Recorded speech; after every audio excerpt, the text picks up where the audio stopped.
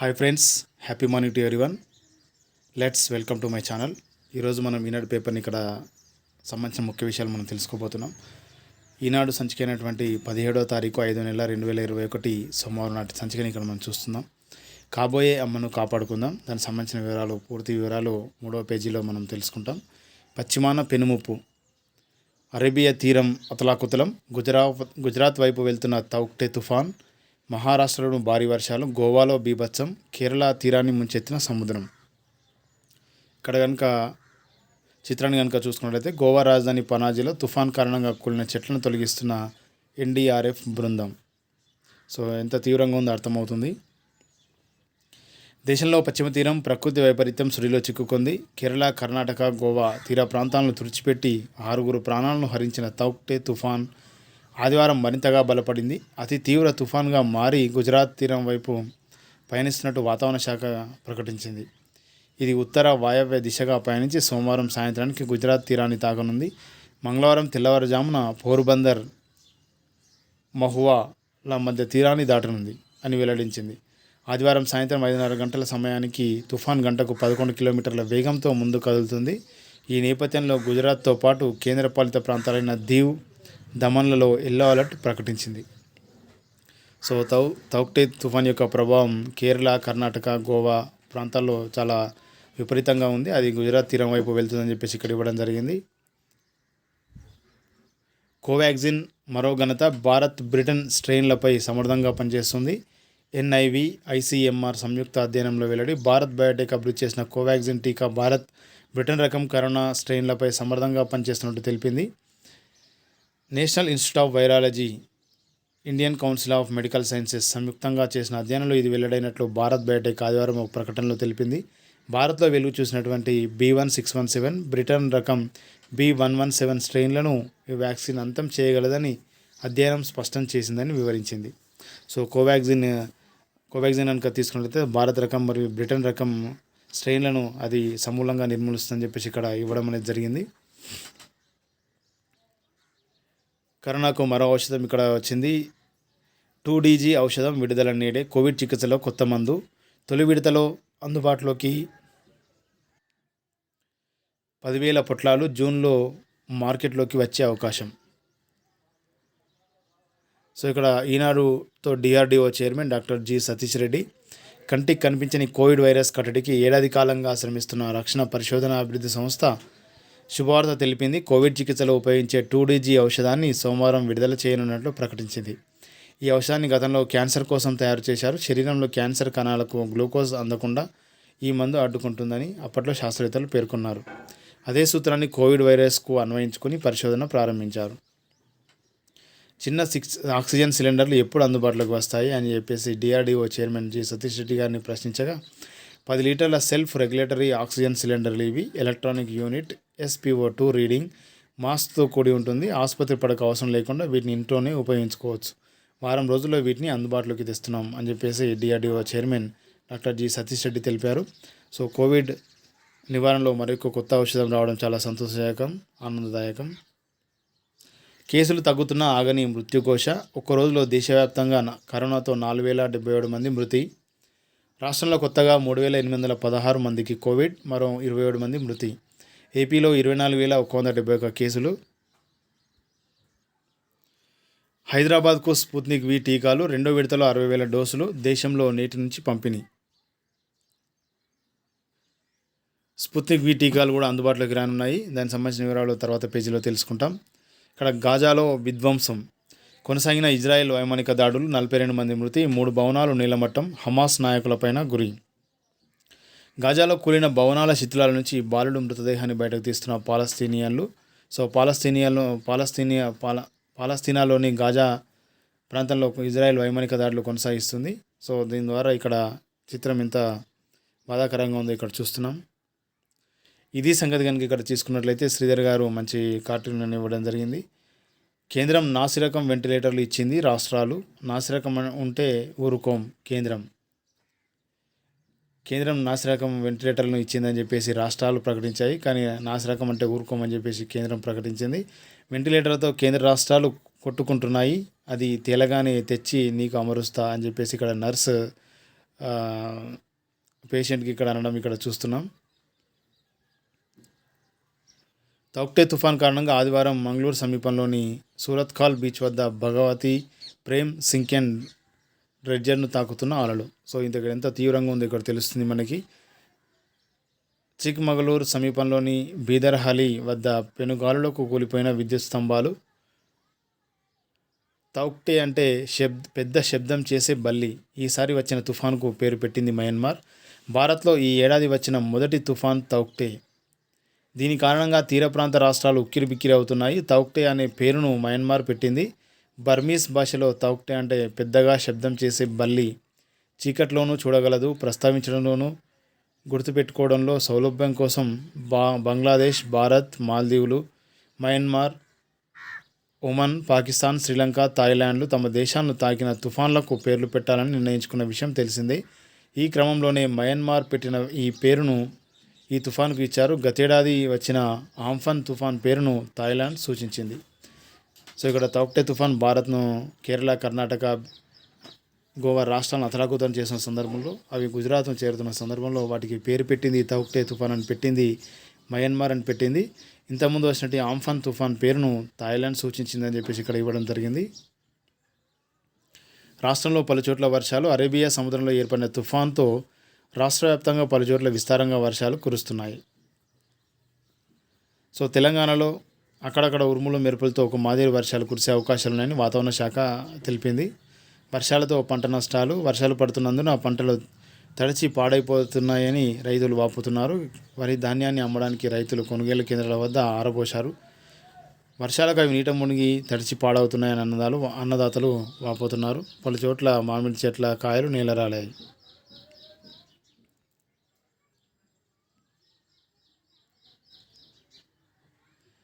ఇక్కడ తౌక్టే తుఫాన్ కారణంగా ఇక్కడ చూస్తున్నాం. రాళ్లలో చిక్కుకున్న టగ్. సహాయం కోసం సిబ్బంది ఎదురుచూపులు.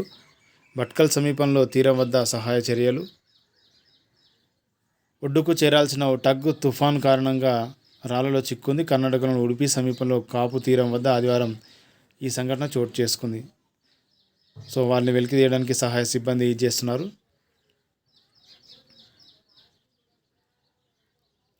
అమిత్ షా సమీక్ష. కేంద్ర హోంమంత్రి అమిత్ షా తుఫాను ప్రభావిత రాష్ట్రాలైన గుజరాత్, మహారాష్ట్ర ముఖ్యమంత్రులతో సమీక్ష జరిపారు. ఇంతవరకు తీసుకున్న ముందు జాగ్రత్త చర్యలపై ఆరా తీశారు. కేంద్రపాలిత ప్రాంతాలైన దమన్, దీప్, దాద్రానగర్ హవేలీ అధికారులు సైతం ఈ సమావేశానికి హాజరయ్యారు. కోవిడ్ బాధితులు ఆక్సిజన్ సరఫరాపై ప్రత్యేక శ్రద్ధ వహించాలని సూచించారు. ఆక్సిజన్ తయారీ ప్లాంట్ల భద్రతపై దృష్టి పెట్టాలని సూచించారు. 24 గంటలు పనిచేసే కంట్రోల్ రూమ్ ఏర్పాటు చేసినట్టు వివరించారు. పరిస్థితులను ఎదుర్కొనేందుకు భారత వాయుసేన 16 రవాణా విమానాలు, 18 హెలికాప్టర్లు సిద్ధంగా ఉంచిందని చెప్పేసి ఈ తుఫాన్ కారణంగా ఏమైనా పరిస్థితులు తలెత్తితే వెంటనే అందుబాటులో ఉంటామని చెప్పేసి వివరించారు.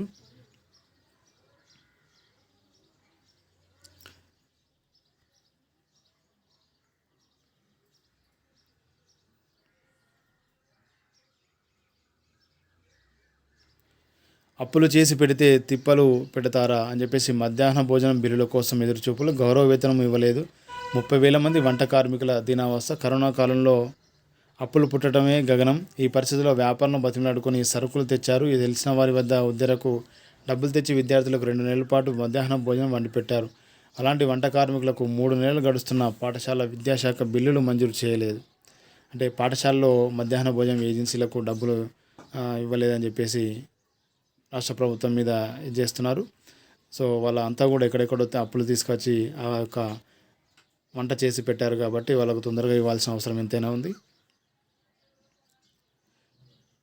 తుఫాను ప్రభావం ఏపీలో మోస్తారు వర్షాలు. ఆంధ్రప్రదేశ్లో తక్కువ ఎత్తులో ప్రస్తుతం ఆగ్నేయ గాలులు వీస్తున్నాయి. తుఫాను ప్రభావంతో మంగళవారం రాష్ట్రంలో ఉరుములు మెరుపులతో 30-40 గంటకు కిలోమీటర్ల వేగంతో కొన్ని చోట్ల తేలికపాటి నుంచి మోస్తారు వర్షాలు కురిసే అవకాశం ఉందని అమరావతి వాతావరణ కేంద్ర సంచాలకులు తెలిపారు. సో ఇక్కడ ఎండాకాలం కనుక చూసుకున్నట్లయితే ఆదిలాబాద్లో గరిష్ట ఉష్ణోగ్రత 41.3 డిగ్రీల సెల్సియస్, కనిష్ట ఉష్ణోగ్రత 28.5 డిగ్రీల సెల్సియస్. సూర్యాపేటలో 31 డిగ్రీల గరిష్ట ఉష్ణోగ్రత, 29 డిగ్రీల కనిష్ట ఉష్ణోగ్రత నమోదైంది. కాబోయే అమ్మకు రక్షణ ఇద్దాం. ఆయాసం, అలసట, నీరసం ఏ లక్షణమున్నా నిర్లక్ష్యం చేయొద్దు. 2వ విడతలోనూ గర్భిణులపై కోవిడ్ తీవ్ర ప్రభావం. అత్యవసర పరిస్థితుల్లో హైరిస్క్ ఆసుపత్రికి వెళ్ళాలి, ముందు జాగ్రత్తలు పాటిస్తే ఇబ్బంది ఉండదంటున్న వైద్యులు. సో ఇటీవల చూస్తున్నాం, కరోనా సోకిన కారణంగా అటు ఇటు హాస్పిటల్లో ఏ హాస్పిటల్ కూడా బెడ్లు ఖాళీ ఎవరు చేర్చుకోక తన ప్రాణాలు విడిచిన సంగతి తెలిసిందే. సో అలాంటి వారిని ఇబ్బంది పడకుండా మనం ముందు జాగ్రత్త చర్యలు కనుక తీసుకున్నట్లయితే వారిని మనం కాపాడుకోవచ్చు అని చెప్పేసి ఇక్కడ ఇవ్వడం అనేది జరిగింది.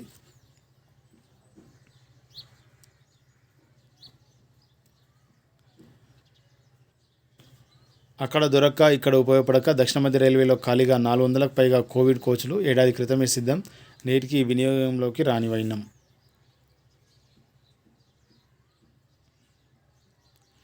తెలంగాణ బేస్ కోవిడ్ నియంత్రణ చర్యలపై అధ్యయన పత్రం వెల్లడి, సోషల్ అండ్ ఎకనామిక్ డెవలప్మెంట్ జర్నల్లో ప్రచురితం. కోవిడ్ నివారణలో తెలంగాణ ముందుందని చెప్పేసి ఇక్కడ ఇవ్వడం జరిగింది. ఏడాది కాలంగా కోవిడ్ నియంత్రణలో అందుకు అవసరమైన మౌలిక వసతుల కల్పనలో రాష్ట్రం మొదటి స్థానంలో ఉన్నట్లు 2 స్వతంత్ర సంస్థలు పేర్కొన్నాయి. కరోనా నియంత్రణలో తెలంగాణ, రాజస్థాన్, హర్యానా తొలి 3 స్థానాల్లో నిలవగా, మౌలిక వసతులతో తెలంగాణ, పంజాబ్, తమిళనాడు మొదటి 3ంటిలో నిలిచాయని వివరించారు.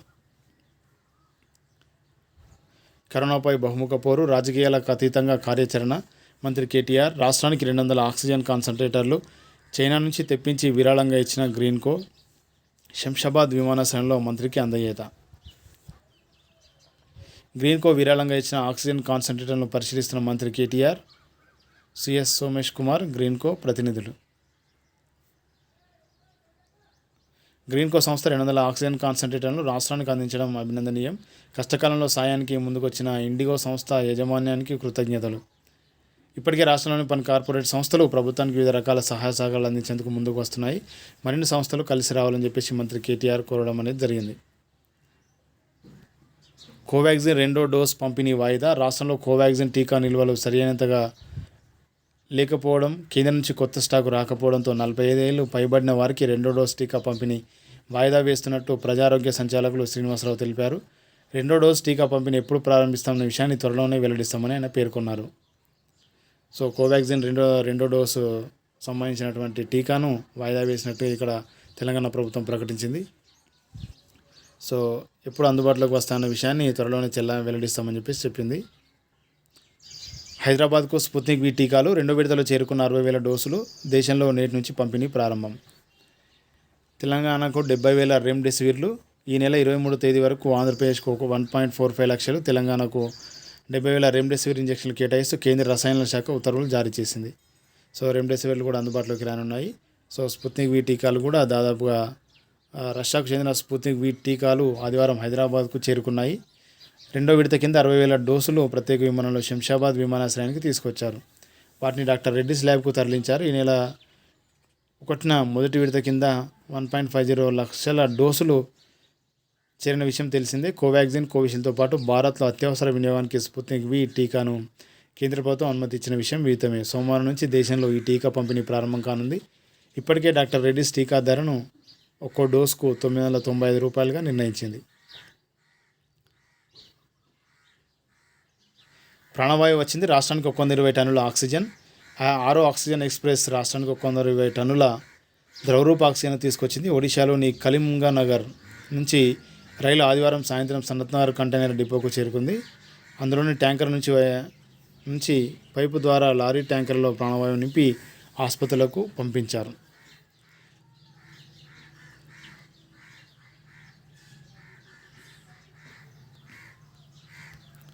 స్వార్థం వీడితేనే అందరికీ వ్యాక్సిన్లు అని చెప్పేసి ఇక్కడ ఇవ్వడం జరిగింది. దేశాల మధ్య సహకారం కీలకం, అడుగడుగునా సవాళ్ళు. ఇక్కడ మేధా హక్కులతో జాప్యం. కోవిడ్ టీకాలకు సంబంధించిన మేధా హక్కులను అమెరికా, ఐరోపా కంపెనీలు కనీసం 5 ఏళ్ల పాటైనా పక్కన పెడితే కానీ ప్రపంచ జనాభా అంతటికీ సరిపడా టీకాలను అందించలేం.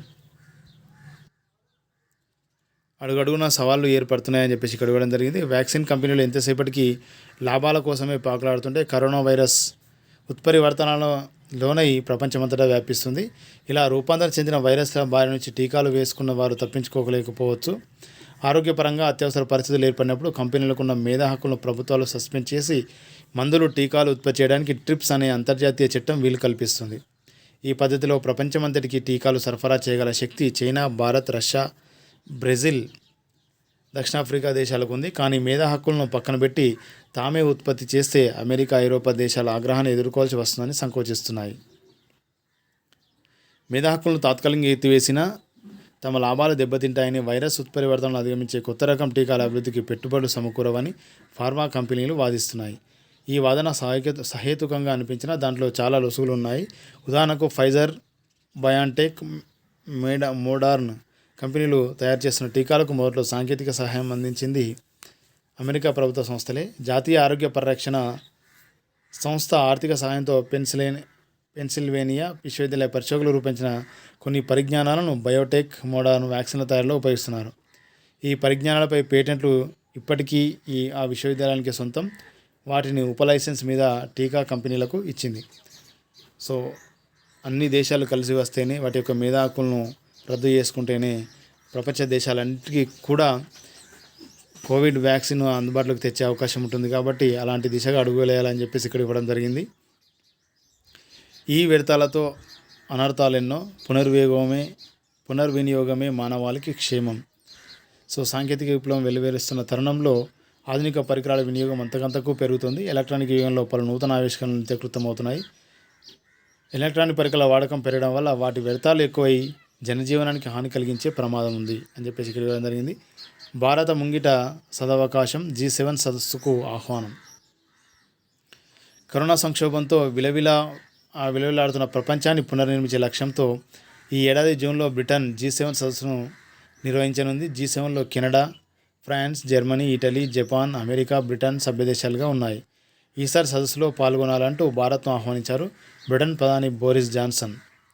ఆస్ట్రేలియా, దక్షిణ కొరియా, దక్షిణాఫ్రికాలకు ఆహ్వానం దక్కింది. G7 సభ్యదేశాలు ప్రపంచంలోని అత్యంత ప్రభావాన్వితమైన, శక్తివంతమైన ఆర్థిక వ్యవస్థలు కలిగి ఉన్నాయి. కరోనా మహమ్మారి వల్ల ప్రపంచ ఆర్థికాన్ని చిన్నాభిన్నమైన వేళ దాన్ని తిరిగి గానపెట్టేందుకు G7 ఒక గొప్ప ఆయుధంగా మారే అవకాశం ఉంది అని చెప్పేసి G7 మీటింగ్కు సంబంధించినటువంటి మంచి ఆర్టికల్ ఇక్కడ ఇవ్వడం అనేది జరిగింది. జగద్గురువు అంతర్యామి కనుక చూసుకున్నట్లయితే, సమాజంలో అస్తవ్యస్తత ఏర్పడినప్పుడు, ధర్మానికి హాని కలిగినప్పుడు దాన్ని తిరిగి సన్మార్గంలో పెట్టడానికి భగవంతుడే అవతరిస్తాడు అని భారతీయుల విశ్వాసం. అది సత్యసమ్మతమేనని శంకరుల పుట్టుక రుజువు చేస్తున్నది. సామాన్య మానవులు ఎవరికీ సాధ్యం కాని అద్భుత కృత్యాలెన్నో ఆయన చేసి చూపించారు. సో సద్గురు జగద్గురు ఆదిశంకరాచార్యుల గురించి ఇక్కడ ఇవ్వడం అనేది జరిగింది.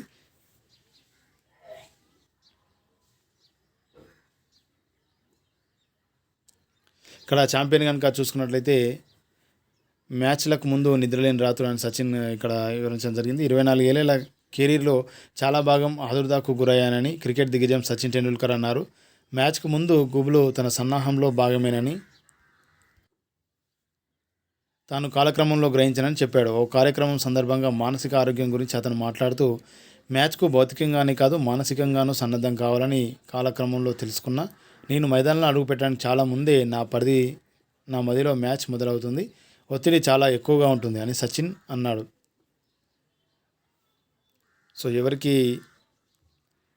ప్రతి ఒక్కరికి కూడా మానసికంగా కొంత ఆందోళన ఉంటుంది ఏ విషయంలోనైనా. సో అది కూడా సచిన్ కూడా మెల్లిమెల్లిగా మానసికంగా కూడా సన్నద్ధం కావాలని చెప్పేసి ఇక్కడ తన యొక్క అనుభవాలను నెమరు వేసుకున్నాడు. ముందు చెబితే అర్థం చేసుకుంటాం, ఒలింపిక్స్పై అంతా అయోమయమే, ప్రమాదకర పరిస్థితుల్లో సాధన చేస్తున్నాం. ఈనాడుతో PV సింధు ఇంటర్వ్యూ ఇవ్వడం జరిగింది. సెప్టెంబర్లో ఆస్ట్రేలియాకు మహిళల క్రికెట్ జట్టు, కరోనాతో BCCI రిఫరీ మృతి, ఇటాలియన్ ఓపెన్ ఛాంప్ స్వైటెక్, అటు గన్ను ఇటు పెన్ను. టోక్యో ఒలింపిక్స్ కోసం క్రొయేషియాలో సాధనకు కదిలింది భారత షూటింగ్ బృందం. ఆ జట్టులో ఒక అమ్మాయి మాత్రం తన పిస్టల్తో పాటు పుస్తకాలను కూడా విమానం ఎక్కించింది. దీని కారణం త్వరలో ఆమె పరీక్షలు రాయాల్సి రావడమే. ఒకవైపు ఆటకు ప్రాధాన్యమిస్తూనే చదువుని వదలని ఆ షూటరే మను బాకర్. టోక్యో ఒలింపిక్స్లో పథకం సాధిస్తున్న అంచనాలున్న మను ఈ నెల 18న తన BA 4వ సెమిస్టర్ పరీక్షలు మొదలుపెట్టబోతుంది. సో తనకి ఎంత ఇష్టం ఇక్కడ తెలుస్తుంది మనకి. ఒకవైపు ప్రపంచ షూటింగ్ ఛాంపియన్షిప్కు పాల్గొంటున్నాయి, ఇటు పరీక్షలు కూడా ప్రిపేర్ అవుతుందని చెప్పేసి ఇవ్వడం జరిగింది.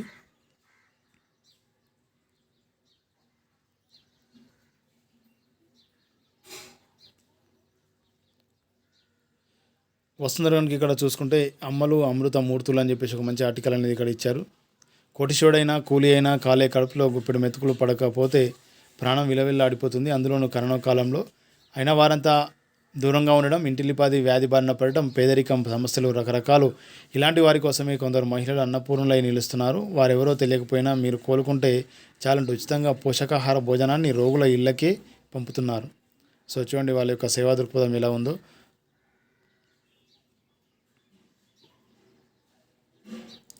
బిజినెస్ కనుక చూసుకున్నట్లయితే ఆర్థిక ఫలితాలపై దృష్టి. స్టాక్ మార్కెట్ ఈ వారం. సో పామోలిన్లో లాభాల స్వీకరణ. జప్తు కోసం $70 బిలియన్ల భారత్ ఆస్తులు గుర్తించిన కేయిర్న్. బ్రిటన్కు చెందిన కేయిర్న్ ఎనర్జీ భారత ప్రభుత్వం నుంచి $1.72 బిలియన్ తిరిగి పొందడం కోసం విదేశాల్లో ఉన్న $70 బిలియన్ విలువైన భారత ఆస్తులను గుర్తించింది. ఇదే జరిగితే ఆర్బిట్రేషన్ తీర్పుల ప్రకారం చెల్లింపులు చేయడంలో విఫలమై బలవంతంగా ఆప్తుల జప్తుకు గురైన పాకిస్తాన్, వెనెజులా దేశాల జాబితాలో భారత్ కూడా చేరుతుంది. ఎయిర్ ఇండియాకు చెందిన విమానాలు, షిప్పింగ్ కార్పొరేషన్ చెందిన వెసెల్స్, ప్రభుత్వ రంగ బ్యాంకులు, ప్రభుత్వ రంగ చమురు సంస్థలకు చెందిన ఆస్తులు కేయిర్ను గుర్తించిన జాబితాలో ఉన్నట్లు తెలుస్తుంది. భారత్ సాధారణంగానే ఈ తరహా జప్తును సవాలు చేస్తుంది. అందుకు బదులుగా బ్యాంక్ హామీలను ఇవ్వచ్చు. ఒకవేళ కేయిర్న్ కేసులో బలం లేకపోతే ఆ హామీలు తిరిగి భారత్కు ఇచ్చేస్తారు. ఒకవేళ భారత్కు పరిస్థితులు సానుకూలంగా లేకపోతే ఆ హామీలన్నీ కేయిర్న్కు వెళ్ళొచ్చని విశ్వసనీయ వర్గాలు చెబుతున్నాయి.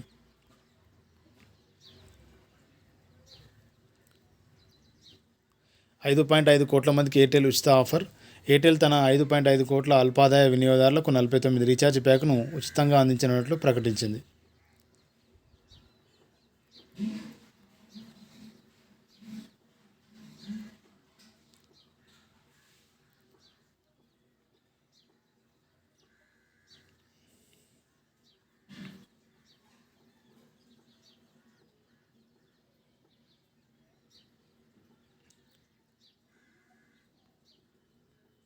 ప్రాణవాయువు పదిలమేనా అని చెప్పేసి ఇక్కడ ఇవ్వడం జరిగింది. ఆక్సిజన్ కొరత రాదు. రాష్ట్రంలో ఆక్సిజన్ కొరత వచ్చే అవకాశం లేదు. ఆసుపత్రిలో సమస్యలు రాకుండా సాంకేతిక బృందాల ఏర్పాటు కసరత్తు చేస్తున్నాం. ప్రస్తుతం సరఫరా సజావుగానే ఉంది అని చెప్పేసి జయేష్ అంజన్ పరిశ్రమల ఐటీ శాఖల ముఖ్య కార్యదర్శి వివరించడం జరిగింది. కరోనా చికిత్సను ఆరోగ్యశ్రీలో చేర్చాలి ఎమ్మెల్యే సీతక్క డిమాండ్. రాష్ట్ర ప్రభుత్వ నిర్లక్ష్యంతోనే కోవిడ్ వ్యాప్తి, జోక్యం చేసుకోవాలని గవర్నర్కు బండి సంజయ్ విజ్ఞప్తి.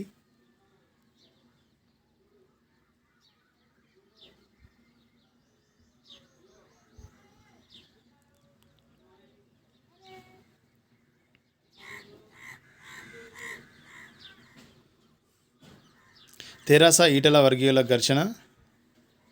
హుజరాబాద్ నియోజకవర్గంలో ఈటెల, తెరాస మధ్య రాజకీయం రోజు రోజుకు వేడెక్కుతుంది అని చెప్పేసి ఇక్కడ చూస్తున్నాం. ఈటెలతో కొండా దంపతుల భేటీ.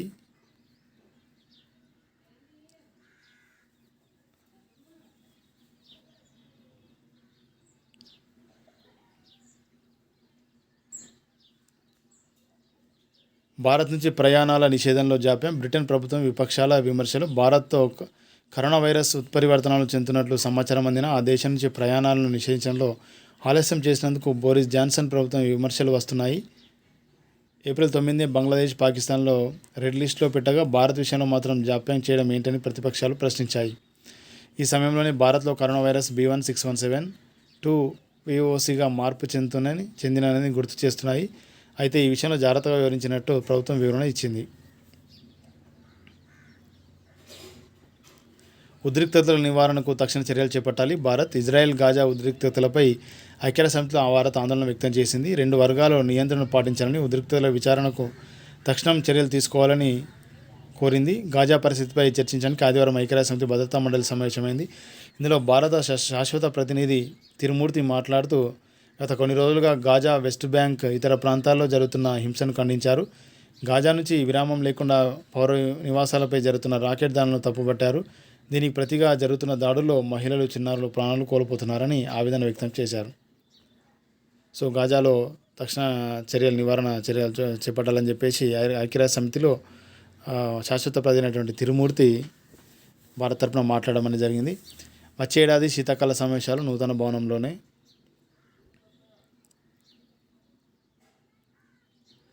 జమ్మూలోకి పాక్ అనుమానిత డ్రోన్ 10 గంటల పాటు గాలింపు.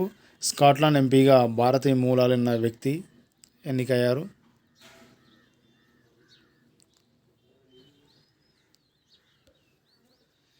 ఇజ్రాయెల్ ప్రార్థనా స్థలంలో కూలిన గ్యాలరీ, ఇద్దరి మృతి, 157 మందికి గాయాలు.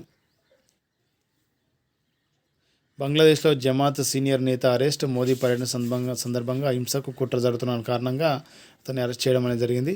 ఆఫ్ఘాన్ నుంచి అమెరికా దళాల ఉపసంహరణ తొందరపాటు, ఐరాస తగిన పాత్ర పోషించాలి చైనా. యుద్ధ వాతావరణంలో కకావికలమైన ఆఫ్ఘనిస్తాన్ నుంచి అమెరికా దళాల సత్వర ఉపసంహరణ తొందరపాటు చర్యగా చైనా అభివర్ణించింది. శాంతి ప్రక్రియకు, ప్రాంతీయ సుస్థిరతకు ఇది విఘాతమని ఐక్యరాజ్యసమితి ఇక తగిన పాత్ర పోషించక తప్పదని తెలిపింది. ఈ విషయమై చైనా, పాకిస్తాన్ విదేశాంగ మంత్రులు వాంగ్ యీ, షా మహమ్మద్ ఖురేషీ నడుమ టెలిఫోన్ చర్చలు జరిగాయి. ఈ ఏడాది సెప్టెంబర్ నాటికి ముగుస్తుందనుకున్న దళాల ఉపసంహరణను వెనువెంటనే పూర్తి చేయడంపై వాంగ్ ఆందోళన వ్యక్తం చేశారు. భారత్, పాకిస్తాన్ సభ్యులుగా ఉన్న షాంఘై కోఆపరేషన్ ఆర్గనైజేషన్ ఈ పరిణామాలను నిశ్చితంగా గమనిస్తుందని వివరించారు.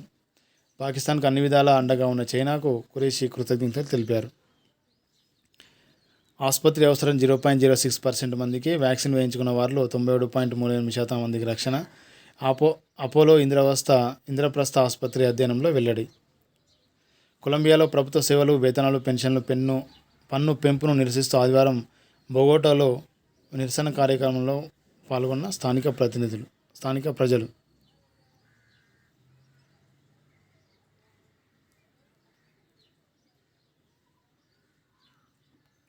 సో ఇవి అంతర్జాతీయ విశేషాలండి. నెక్స్ట్ చదువు కనుక చూసుకున్నట్లయితే ఫైర్ అండ్ సేఫ్టీ కోర్సులో దూర విద్యలో నేర్చుకుంటే అవకాశాల జోరు. సాంకేతిక పరిజ్ఞానం అభివృద్ధి చెందిన కొద్దీ కొత్త ప్రోగ్రామింగ్ లాంగ్వేజ్లు లైబ్రరీలు వస్తూనే ఉంటాయి. ఇలాగే ఈ మధ్యకాలంలో వెబ్ డెవలప్మెంట్, ఫ్రంట్ అండ్ డెవలప్మెంట్కు సంబంధించి రియాక్ట్ జేఎస్ అనే లైబ్రరీ డిమాండ్ వేగంగా పెరుగుతుంది. అలాగే ఈ రియాక్ట్ జేఎస్ డెవలపర్లకు గిరాకీతో పాటు అవకాశాలు కొనసాగుతున్నాయని చెప్పేసి ఇక్కడ ఇవ్వడం జరిగింది. కోపాలు, తాపాలు, కష్టాలు, నష్టాలు, కెరియర్ ఉన్నతికి జీవన నైపుణ్యాల గురించి ఇక్కడ ఇవ్వడం జరిగింది. యాంగర్ మేనేజ్మెంట్కి సంబంధించి బిజినెస్ పేపర్ కనుక చూసుకున్నట్లయితే ఆర్థిక ఫలితాలపై దృష్టి, ఏటీఎం నుంచి నగదు తీసుకుంటున్నారు, చెల్లింపులు మాత్రం డిజిటల్లో జరుగుతుందని చెప్పేసి ఇక్కడ ఇవ్వడం జరిగింది. కార్పొరేట్లు కోవిడ్ సాయంగా ప్రకటిస్తున్నారు.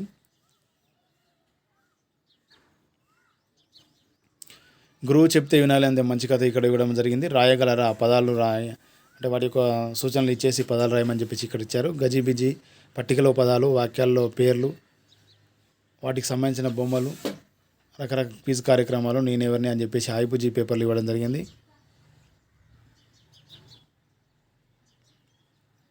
సో ఇవండి ఈరోజు ఈనాటి పేపర్లోని ముఖ్యాంశాలు. మీకు నచ్చితే లైక్ చేయండి, కామెంట్ చేయండి, షేర్ చేయండి, సబ్స్క్రైబ్ చేయండి. సో పక్కనున్న బెల్ బటన్ నొక్కండి. వెంటనే మీకు వీడియో అప్లోడ్ చేసిన వెంటనే మీకు నోటిఫికేషన్ వస్తుంది కాబట్టి తప్పకుండా బెల్ బటన్ నొక్కండి. సో థ్యాంక్ యూ అండి, థ్యాంక్ యూ వెరీ మచ్.